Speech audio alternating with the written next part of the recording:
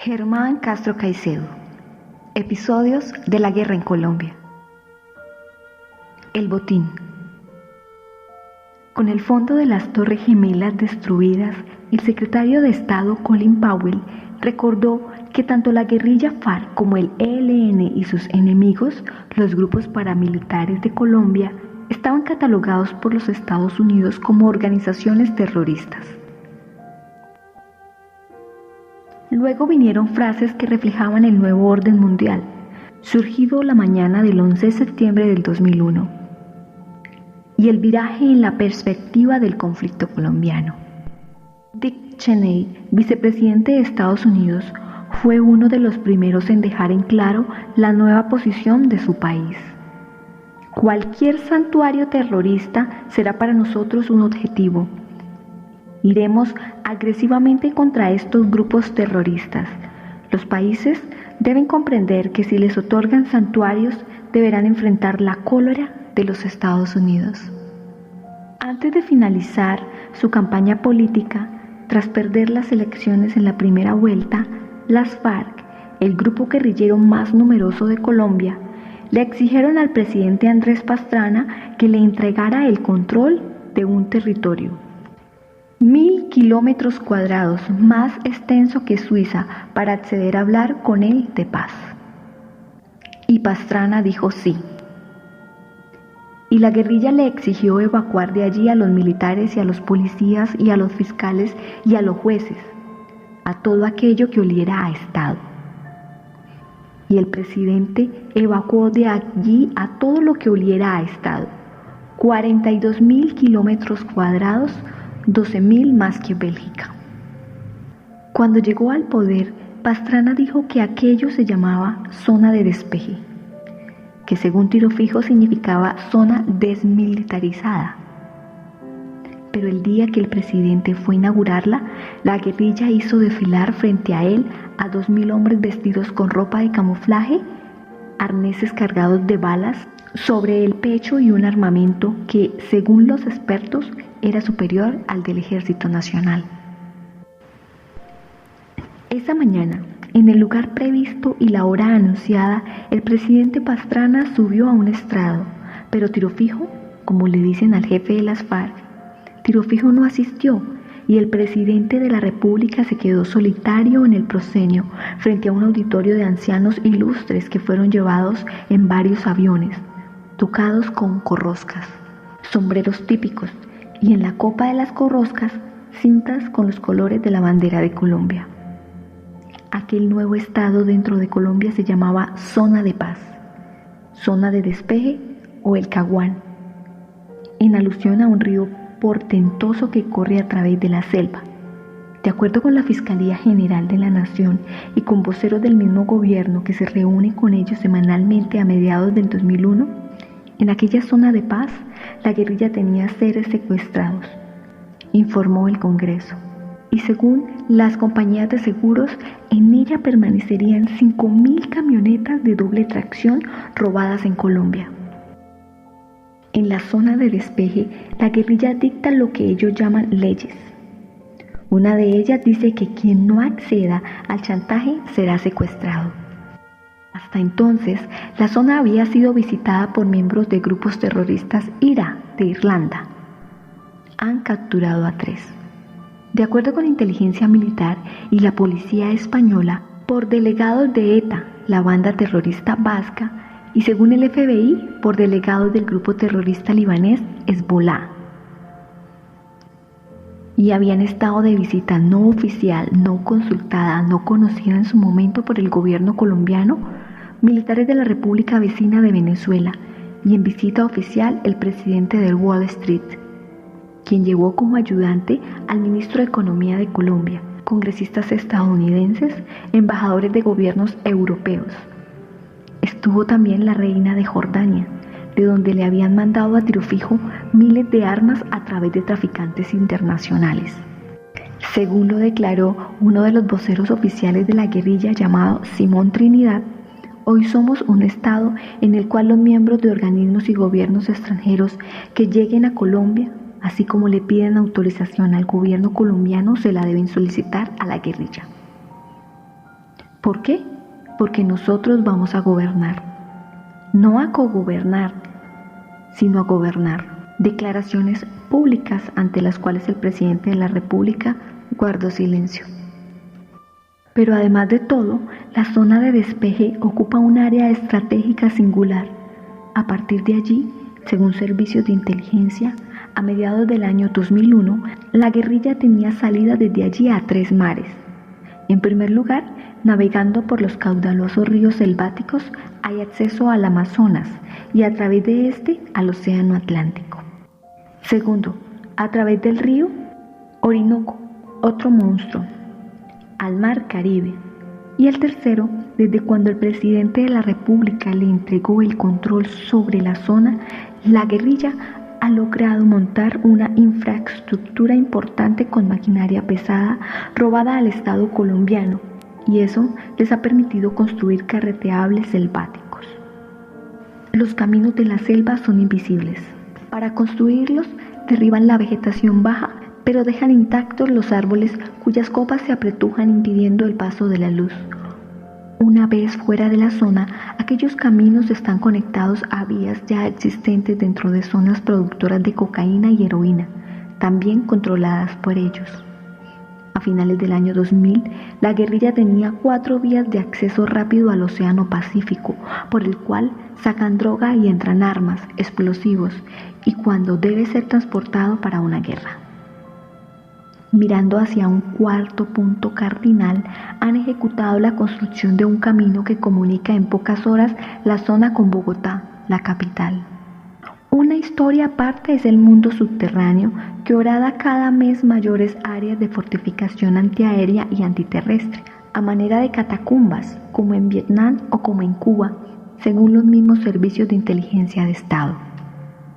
Refiriéndose a este tipo de territorios, los estadounidenses han comenzado a hablar de santuarios, posiblemente para referirse a refugios y en Colombia, país original, aunque la gente no comprende la semántica que quiere dársele al español en Manhattan, cree que suena muy bella. No obstante, en nuestro idioma santuario tiene una connotación absolutamente diferente, pero los colombianos han decidido olvidarse de la Virgen Santísima y el Señor de Monserrate y recitan santuario, sin advertir que desde cuando apareció el embrión de esta guerrilla, uno de los 3 grupos terroristas de Colombia en el nuevo orden mundial, a eso se le ha llamado repúblicas independientes. No distinguiremos entre quienes cometan actos terroristas y quienes los protejan, repitió en diferentes escenarios Donald Rumsfeld, secretario de Defensa, y Henry Kissinger dijo: debemos reservarnos el derecho de atacar sin consulta previa estas bases terroristas y las instituciones que las apoyan. Frase común en los diarios y revistas de Colombia. Pidió no citar su nombre. Los informativos de televisión muestran siluetas de personas que hablan en contraluz para proteger su identidad. La opinión pública es opinión atemorizada. Cuando pregunto qué piensa la gente en torno a lo que sucede en el país, recibo casi siempre ese: no escriba mi nombre, protéjame. Luego lo explican. Deseo decir lo que pienso, pero temo que me maten. ¿Quién? Los cuerpos armados del Estado. ¿Cuáles? Todos. ¿Todos? Sí, todos, pero además de los del gobierno, los guerrilleros o los paramilitares pueden matarme. Cuando la gente se mueve a niveles destacados de la vida nacional, el temor es otro. 2 generales retirados del ejército, 2 empresarios, 3 exministros, 3 congresistas de la oposición y varios intelectuales consultados durante el trabajo de campo de este libro coincidieron en algo que en otros países podría parecer un cliché. Temo que me calumnien, me da miedo que me quiten la honra. ¿Quién? Los del gobierno, los de la embajada, los militares, los policías.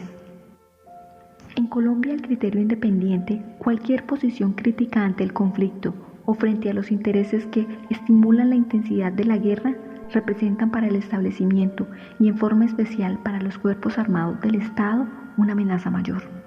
Costumbre que ellos aprendieron en los cursos de seguridad que desde hace décadas hacen en el extranjero. Según Nixon, en su país sectores de la policía y desde luego los servicios de seguridad oficiales obedecen al dictado del revolucionario ruso Sergei Nechayev. No basta con matar un adversario, antes hay que despojarlo de su honra, que según aquel, los mismos servicios de seguridad han transformado en algo como al oponente antes de eliminarlo hay que deshonrarlo. Versión y lección que han aprendido y practican con milimetría los cuerpos armados del Estado colombiano. Con este temor, pero a la vez confiando en el compromiso de proteger su identidad, uno de los analistas jóvenes más importantes del país intentó un balance de lo que aquí llaman el conflicto. Se necesitó que sucediera lo de los Estados Unidos para que los guerrilleros y los paramilitares y un sector importante de los cuerpos armados del Estado fueran vistos por el mundo como terroristas y tratados como terroristas. Dice y luego continúa. Todos ellos rechazan esa calificación, pero diariamente están realizando actos de terror, están desapareciendo gente que piensa diferente de los del establecimiento y torturando y actuando como clandestinos para hacer terrorismo. Aquí todo el mundo sabe que los grupos armados del gobierno asesinaron a 3.000 miembros de un partido de oposición política. Los otros terroristas colocan bombas en las ciudades e inmolan a gente inocente.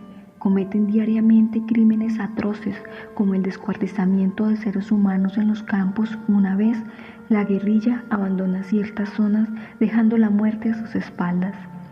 Asesinan sindicalistas, maestros, todo el que trate de mirar más allá de las narices. Gente que suena con la democracia. Otros utilizan cilindros o bombonas de gas cargadas con agentes gelatinosos e incendiarios con los cuales calcinan a los seres humanos, o con gases letales, o con explosivos y trozos de acero para destruir aldeas habitadas por gente pobre.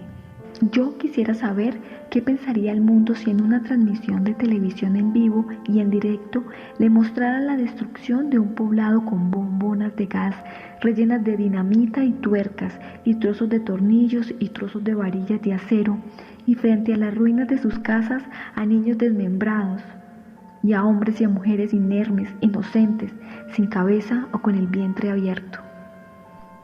O si viera a niños secuestrados cargados de cadenas, cautivos dentro de cuevas bajo la tierra, como acostumbran a hacerlo los terroristas de este país.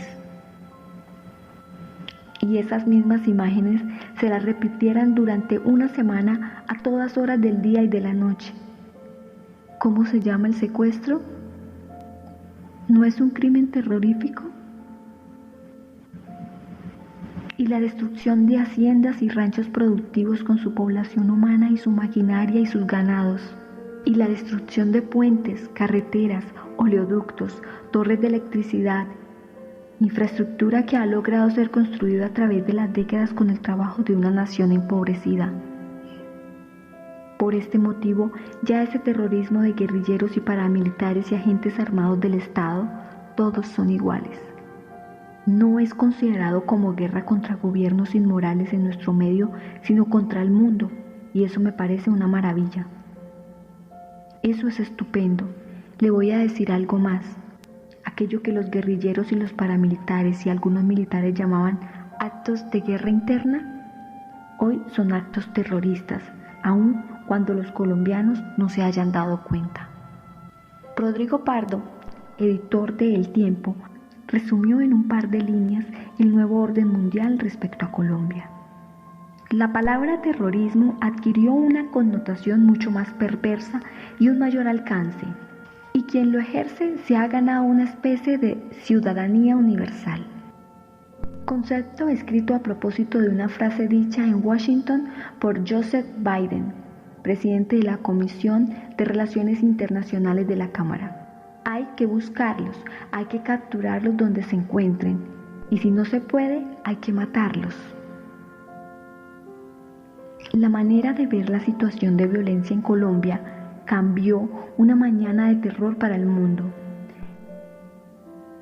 Michael Shifter, del Diálogo Interamericano, sostiene: Colombia encaja dentro de esta nueva era de preocupación por el terrorismo. El 10% de los grupos terroristas del planeta está en aquel país. Por otra parte, el tráfico de drogas recibirá un escalafón de prioridades ahora que Estados Unidos confronta el régimen talibán que domina Afganistán. En mayo, Naciones Unidas lo había condenado por usar los dividendos que le deja el mercado de la heroína y para financiar su guerra civil contra la Alianza Norte y para fomentar acciones terroristas. Situación muy similar a la de Colombia, donde los grupos de guerrilleros y sus enemigos, los paramilitares, catalogados hoy como terroristas por la comunidad internacional, utilizan los recursos que les deja el narcotráfico para atacar a la gente de su propio país. El eje narcotráfico-terrorismo se volvió evidente, como también la necesidad de destruirlo a como dé lugar. En el fondo del racismo exacerbado y de la infantilización de un público de por ser infantilizado por su televisión y su música que llaman el consumo de drogas, se deja ver ahora sin frases diplomáticas el sentimiento subliminado por los atentados de Washington y Nueva York. El resto del mundo debe entender, si no están con nosotros, están contra nosotros. Para acentuar la visión geopolítica y el interés militar que ya tenían los Estados Unidos en torno a Colombia. Por eso aquella frase, Mark Bowden, como 27 reporteros estadounidenses que lo antecedieron aquel mes de mayo, venían atraídos por el Plan Colombia, una guerra diseñada en Washington con el pretexto del tráfico de drogas y de una guerrilla poderosa. Pretexto que para analistas en los mismos Estados Unidos explica muchas cosas. Ivan Eland, del Instituto de Liberación Cato en Washington, y Adam Isaacson, del Centro Liberal de Política Internacional, luego de estudiar la inversión inicial de aquel país en la guerra colombiana, sostienen que las políticas de Washington han ayudado inadvertidamente a fomentar la corrupción en América Latina y la insurgencia en Colombia, y advierten que el enfoque militar podría ser en vano. El señor Isaacson subraya: en Estados Unidos no hemos sido muy exitosos con nuestras propias políticas, pero estamos tratando de imponerlas en otros países cuyas sociedades son muy complejas y diversas. No obstante, detrás de todo esto se halla el interés geopolítico que despierta Colombia al comenzar el tercer milenio. Cuando era estudiante, le pregunté al general Alfonso Ahumada Ruiz qué era geopolítica y él respondió: algo así como la figura de un botín que algunos buscan repartirse por la fuerza. Mire, no hay un conflicto en el mundo detrás del cual no exista un interés geopolítico. Citando a Paul Johnson, Richard Nixon anota: la esencia de la geopolítica consiste en saber distinguir entre diferentes grados de maldad. Un botín, decía el general Roderick Matz, José Vicente Rodríguez, Russell A. Miltemir y otros, han logrado establecer que Colombia es una de las 10 regiones ecológicas prioritarias del mundo y el segundo productor de biomasa de la Tierra. En un mapa elaborado por miembros de la comunidad científica, las zonas productoras de las mayores masas de cuerpos vivos en el mundo figuran como pequeñas áreas marcadas con tinta oscura, pero sobre el litoral pacífico colombiano, de norte a sur, entre Panamá y Ecuador, han estampado una banda gruesa, sólida, inmensa, que corresponde a nuestras selvas húmedas occidentales, que a la vez son las zonas más lluviosas del mundo en el ciclo de la sequía. Al oriente del Pacífico colombiano se halla una cadena de montañas andinas, le dicen Cordillera Central, y en ella se halla la biodiversidad más rica del área, y al suroriente un universo llamado selva amazónica, dueño de una portentosa diversidad biológica. Colombia tiene una porción de ella al lado de Brasil, Perú, Bolivia y Ecuador. Pero además, en un mundo herido por la contaminación del ambiente, controlar la Amazonía significa poder invaluable.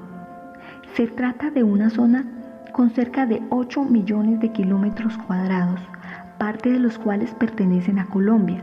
En ella se encuentran la mitad de los bosques tropicales del mundo y una quinta parte del agua dulce con que cuenta la Tierra. En otras palabras, la cuenca amazónica es la fuente de agua dulce más rica de la Tierra. En el siglo crítico para la humanidad en cuanto a producción y consumo de agua dulce. Pero el bosque amazónico ayuda a regular la temperatura del planeta consumiendo el dióxido de carbono y produciendo oxígeno. Hasta hoy, los científicos han logrado estudiar una parte minúscula de las plantas existentes en la Amazonía y hallaron que resultan esenciales para la obtención, por ejemplo, de medicamentos, pesticidas, colorantes, fibras, aceites, alimentos, es decir, el más grande banco de genes para el futuro de la humanidad y un potencial económico incalculable. Aquel mundo es un centro evolutivo que luego de millones de años continúa formando diversidad biológica. Esa diversidad cuyas existencias están concentradas en cerca de un 60% del total mundial en la Amazonía. Son, además de lo anterior, un recurso estratégico innegable. Si usted tiene esas áreas bajo su control, a pesar de ser el mayor contaminador de la atmósfera, por ejemplo, puede decirle al mundo en forma desafiante: no suscribo el Acuerdo de Kioto contra la emisión de gases tóxicos y el correspondiente recalentamiento de la Tierra, porque me opongo a restringir el crecimiento de la industria de mi país. Con el pretexto de la lucha contra los narcotráficos, los Estados Unidos han trasladado a la Amazonía parte de la fuerza que tenían en Panamá, una base poderosa en Ecuador, 4 en Colombia y 2 en el Perú. Por otra parte, y según la Federación de Científicos Americanos de Washington y de San Francisco, Colombia tiene las mayores reservas de petróleo sin explotar en el hemisferio occidental. Información confirmada por tercera fuente en el Centro de Política Internacional de Washington, donde Adam Isaacson anotó: el bloque Zamoré, que quiere explotar occidental, es una prueba de aquello. Michael Clear, al describir el mapa militar del Pentágono en el comienzo de este siglo, junio del 2001, sostiene: una vez terminada la Guerra Fría, el Pentágono ha tomado una serie de decisiones relacionadas con su estrategia de geografía militar hacia aquellas regiones del mundo ricas en hidrocarburos, especialmente petróleo y gas, y en agua dulce. El agua no obedece a fronteras políticas. Israel y Siria están peleando por las colinas de Golán, una disputa de soberanía que se remonta a la guerra de 1967, además de que allí se encuentran parte de los recursos del río Jordán. Hoy muchas regiones de Medio Oriente y Asia sufren una escasez persistente de agua, y el número de países que está experimentando tal condición se duplicará en los próximos 25 años, en la medida en que siga creciendo la población y un mayor número de personas se asienten en zonas urbanas. Para el año 2030, la demanda del agua podría alcanzar el 100% del suministro disponible, lo cual generará una feria competencia por este elemento, esencial de todas partes del planeta, salvo unas pocas regiones con buena cantidad de líquido como la región amazónica. En cuestión de 30 años, la demanda mundial del agua podría llegar a agotar la oferta disponible. Se hace cada vez más importante encontrar la forma de resolver pacíficamente esta creciente competencia por los recursos naturales, dado que muchos estados siguen creyendo que controlar ciertos recursos naturales es un tema de seguridad nacional y algo por lo cual se justifica hacer la guerra. Petróleo. Aproximadamente 4/5 partes de las reservas conocidas de petróleo se encuentran en zonas políticamente inestables o en disputa.